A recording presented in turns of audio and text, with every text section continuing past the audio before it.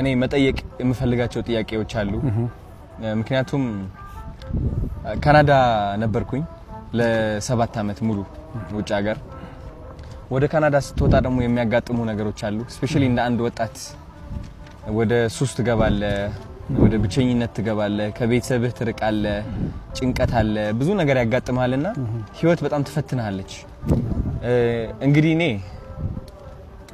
አሁን ባለውበት ሁኔታ ከሃይማኖቴ ራቅ ብያለሁ እና እንደ አንድ ሁሉም የሚያቅ ሳይሆን እንደ አንድ እንዳጠፋ ሰው ከሃይማኖቱ እንደራቀ ሰው እና እቺ ዓለም እንዳሸነፈችው ሰው ሆኜ ነው የቀረብኩት ጥያቄዎችም ልጠይቅህና ምክርህንም ልሰማ እና የበለጠ ወደ መንፈሳዊነቴም ቀረብ እንድል ማለት ነው እና እንደኔ ያሉ በህይወት በዓለማዊ ህይወት የተሸነፉ ስፔሻሊ ካናዳ በነበርኩበት ጊዜ በሱስ የተሸነፉ የህይወት መንገድ የጠፋባቸው ሰዎች ምን አይነት ምክር ትሰጣለህ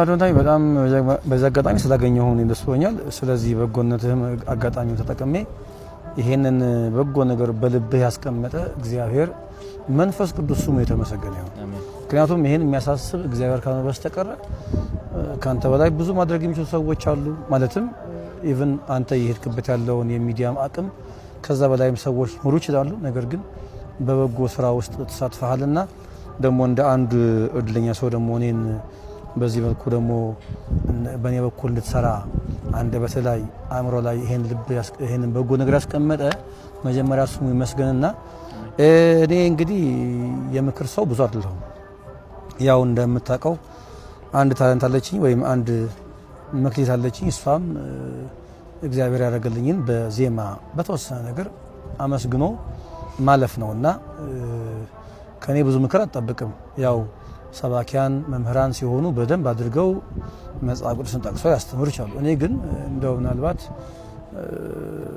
ምክር ሊባል ከቻለ እንግዲህ እግዚአብሔር ባንድም በሌላም ትላንት የነበርክበት ነገር አስተቶ ወደዚህ በጎ ስራ አምጥቷል ስለዚህ ከዚህ በኋላ ያንን ያስታወሱ ወደ ኋላ መቆዘም ጥቅም የለውም ምክንያቱም እግዚአብሔር ከይቅርታ በላይ የትላንት በደላችንን በማያልቀው ምሕረቱ መጠን ካለፈልን ትላንት ያስታወሱ ወደ ኋላ መንቆዘምበት ነገር አይኖርምና መጀመሪያ ትላንትን ከዚያ ከእስር ሆኖ ከሚያሰቃይ ከነበረው ቅድም ካልካቸው በጎ ያልሆኑ ተግባራት እንኳን በሰላም አውጥቶ ወደዚህ በጎ ነገር አደረሰ ቀጥሎ ግን ከዚህ በኋላ ላትመለስ በዚህ መልኩ ላትጎዳ አንድ ጊዜ ፈቷል እግዚአብሔር ማለት ነው ያ ስለሆነም ነው አሁን በሚገርም መንገድ እየታያያለው ቅድም ብያለው ካንተ በእድሜ ይበጡ ሰዎች ያረጉትን ነው አንተ ያረካለው ሚዲያውም ቢሆን ከዚህ በላይ ተደማጭ ሆኑ ሰዎች ላረጉት ይችላሉ ስለዚህ ከዚህ በኋላ አንተ ይሄን ነገር ያሰብክ እኔ እውነት በሌላን ጊዜ ስትናገር ሰምቻለሁ በጥቂቱ መሰለኝ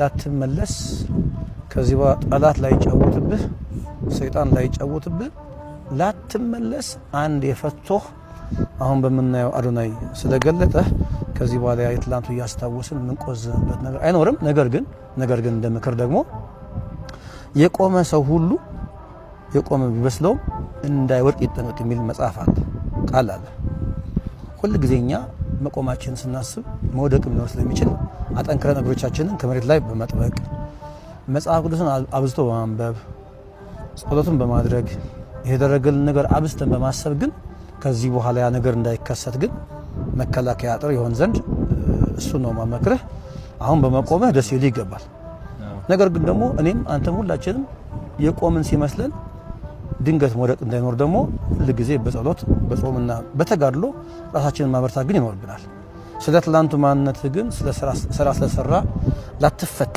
ላትታሰር ከዚህ በኋላ የትላንቱን ማንነትን ከዚህ በኋላ ታሪክ ሆኖ እንዲቀር ደግሞ ስለረዳህ አምላካችንን እናመሰግናለን አሁንም ግን መክረች ብቻ ናት የቆመ ሰው ሁሉ የቆመ እንዳይመስለው መውደቅ ሊኖር ስለሚችል በጾም በጸሎት በተጋድሎ ማንም እንዳልሆንክ ራስህ ምንም እንዳልሆንክ የሚያረግልህ እግዚአብሔር የሚሰራብህ እግዚአብሔር እንደሆነ ካሰብክ ከዚህ በኋላ ምን ነገር ሊመጣ እንደማይችል ነው ለመክርህ የምችለው ሌሎችም ሰዎች ይሄን የምናወራውን ነገር አስተካክለው ቢሰሙ የሚመከሩ ይመስላል። ቅድም ብያለሁ የምክር ሰው አይደለሁም፣ ብዙም የንግግር ሰው አይደለሁም። የሚቀናኝ ዜማ ስለሆነ እንደው ሌላ ጊዜ በዜማ በግጥም ደግሞ ተከሽኖ ይሄን ዝማሬ ብንሰራው ሳይሻል አይቀርም። ደግሞ ድንገትን ስለተገናኘን ከዚህ በላይ ልናገር አልችልም። አዶናይ ቴንክ ዩ አባት። ህይወት እንደ ዘማሪ ገብረ ዮሐንስ ምን ይመስላል? የቀን በቀን ውሎ እንዴት ነው የምታሳልፈው? ህይወት በጣም መልካም ነው። እግረ መንገድ አሁን ነገ ተጓዥ ነው ማለት ሳይ ጎባ ብያለሁ አይደል? የኛ ኑሮ በየክፍለ ሀገሩ እየተንቀሳቀስን ቃለ እግዚአብሔርን በዜማ ማመስገን ነው። ቤተክርስቲያናችን በምትልከን መንገድ ዛሬ ጎባ ነገ ጎባ ሳምንት ደግሞ እግረ መንገዴን ሳምንት 15 ቀን መቀሌ ነበርኩ አይደል? ትዝ ካለ እዛም የነበርነው መንፈሳዊ ተግባራት ነው። የወንድማችን ዲያቆን አስመላሽ ይተባረክ የትግርኛ መዝሙር ነበረ፣ እሱን አስመረቅን። ያው በዛውም በዚህም መንፈሳዊ ተግባራት ስለሆነ አንዴ መቀሌ፣ አንዴ ባሌ፣ አንዴ አዲስ አበባ እየሄድን የምንኖረውና ኑሮ በጣም በደስታ በተድላ በምስጋና ነው የምኖረው። ጥቂት ደግሞ እንደ ስጋ እረፍት ስለሚያስፈልገኝ 2-3 ቀን እረፍት አደርጋለሁ። ኦኬ በጣም ደስ ይላል። እንግዲህ በጣም ብዙ ሰዎች ሲቸገሩ የማያቸው መንፈሳቸው ያስገድዳቸዋል ወደማይፈልጉት ህይወት ውስጥ እንዲገቡ። አንዳንዱ ጭንቀት አለበት፣ በጣም ህይወቱ በቃ ያለቀ የሚመስለው ተስፋ የቆረጠ እና አጠር ባለች ምክር ተስፋ ለቆረጡ ሰዎች የምትላቸው ነገር ካለ? ያው ቅድም የተናገርኩት ነገር እንዳለ ይሰመርልኝ። የምክር ሰው ወይም የዛ ሰው ባልሆንም መቼም ተስፋ እንደማይቆረጥ የኔ ህይወት ራሱ በቂ ነው። እኔ አሁን ዝም ብዬ ዛሬ ካንተ ጋር ለመገኘት የአንድ ጀንበር ወይ የአንድ አመት ጉዳይ አይደለም። ይሄ እንደምታውቀው ሌላው ቢቀር እንኳን አሁን ላለንበት ለመድረስ 15 አመት ያለማጋነን የፈጀ ጊዜ ነው ይወሰድ ነው። ከ15 አመት በፊት ገብረ ዮሐንስ ምን እንደነበረ አንተ አልነገርህም። ስለዚህ የትኛውም ነገር ይከብዳል እንጂ ሊነጋ ሲል ይጨልማል። ስለዚህ ተስፋ መቁረጥ ለየትኛውም ነገር መብትሄ ስለማይሆን አንደኛ እግዚአብሔር የሚባል አምላክ አለ። እርሱ ደግሞ በሱ ፊት ሁሉ ነገር ትንሽና ቀላል ነው። ዛሬ እኔ ራሴን ለማጥፋት ዛሬ ከንቱ ነኝ እያልኩ የማስበው ገብረ ዮሐንስ ለእግዚአብሔር ግን ትንሽ እንደሆነ ማሰብ አለብን።